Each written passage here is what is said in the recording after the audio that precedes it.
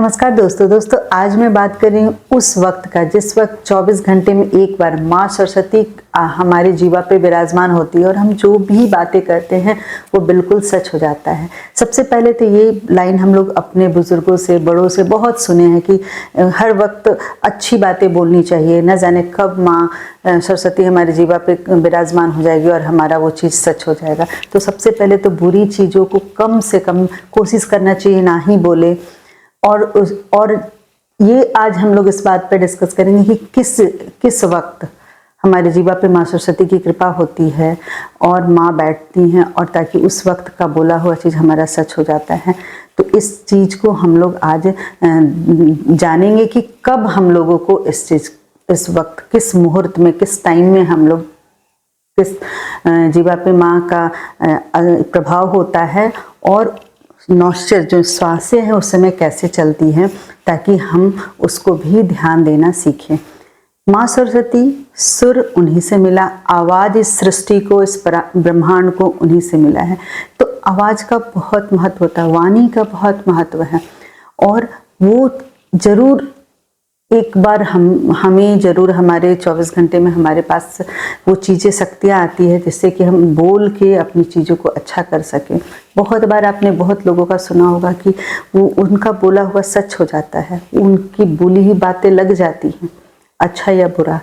तो ये तो सबसे पहले ध्यान देना कि बुरा कुछ भी नहीं बोलना और अच्छा बोलना है। इसके लिए जो एक्चुअली जो टाइम होता है वो सुबह का, सुबह भोर का 3:10 से लेके 3:40 तक। इसको 2 स्लॉट में भी कर सकते, 3:20 और 20 मिनट से लेके 3:20 से 3:40। इस टाइम में आप जो भी बोलते हैं, जो कुछ भी बोलते हैं, लेकिन कैसे बोलना है उस पर ध्यान देना है तो वो चीज़ें पूरी होती है। और इसको मैंने बहुत बार खुद के लिए भी आजमा के देखा है और लोगों को भी बताई हूँ, लेकिन इसको कंटिन्यू कुछ दिन करना पड़ता है।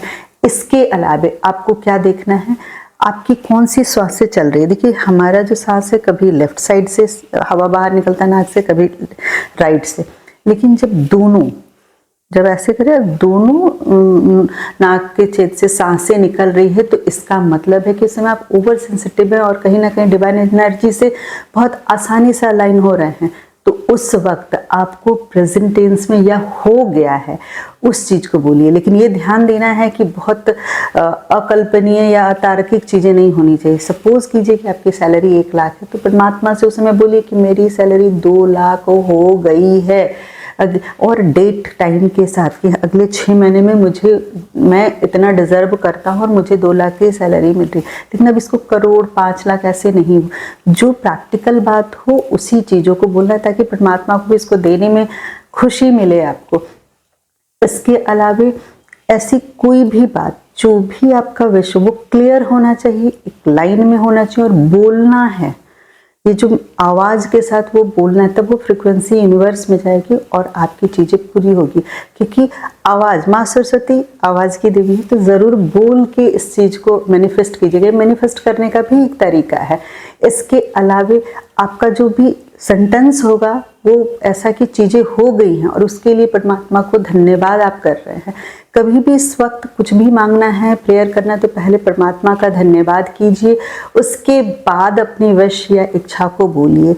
ये इतना चमत्कारी है कि 21 दिन बहुत बड़ी चीज़ है, कुछ ही दिनों में आपकी जो भी विश है पूरे हो जाएंगे और ऐसा मैंने बहुत बार देखा है। थोड़ा सा टाइम निकाल के उठ के इस चीज़ को करके देखिए दोस्तों, बहुत प्रभावकारी है और बहुत जल्दी से कोई भी विश पूरा होता है। और इस तरह के और वीडियो मैं बनाऊंगी। अगर आपको मेरी वीडियो पसंद आए तो प्लीज़ लाइक शेयर सब्सक्राइब करें। धन्यवाद।